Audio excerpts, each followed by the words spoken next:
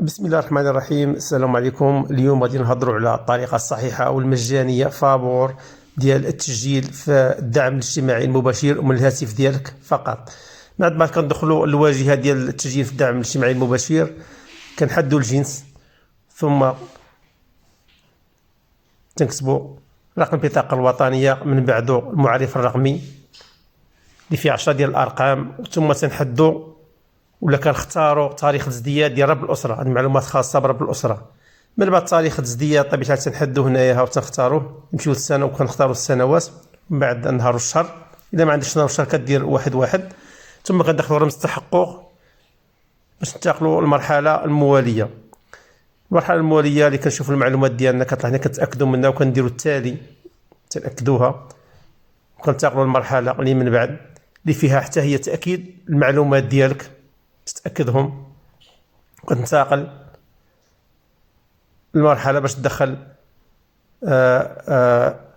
الريب ديالك 24 رقم ديال رقم الحساب ديالك، وكتزيد تدخل حتى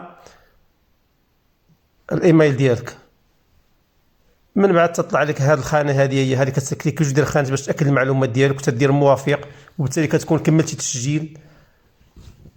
وكتحاول تحمل وصل التسجيل ديالك، تحمله من الهاتف ديالك، من بعد كتيريه، كدير تحميل، تبارك على هذه الخانه هذه هنا، كدير داونلود، كيتحمل.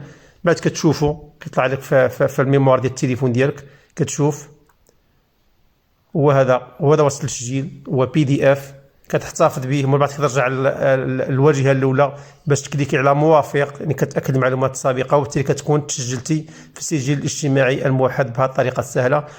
فهذا التسجيل هذا وهذا تيخص شخصين، يعني زوج وزوجه، منحه ديال منحه جزافيه 500 درهم شهريا. باش نسجلوا بهذه الطريقه المجانيه والسريعه كنحتاجوا هاتف ذكي، الانترنت، يعني قليل من الانترنت، 5 درهم تكفيك في التسجيل. تحتاج كذلك المعرف الرقمي، رقم البطاقه الوطنيه، والحساب، رقم الحساب الريب ديال رب الاسره. بالنسبه لرقم الحساب فهو تفتحوه اما في احد الابناك او في احدى الشركات ديال الدفع بطريقه سهله. كتحتاج فقط لفتح الحساب، كتحتاج البطاقه الوطنيه ورقم هاتف يكون عندك خدام. بالنسبه لرقم الهاتف هنا راه ما كيطلعش ليك فين تكتبوا، لان تيتخاذ من المعطيات السابقه ديالك في السجل الاجتماعي الموحد.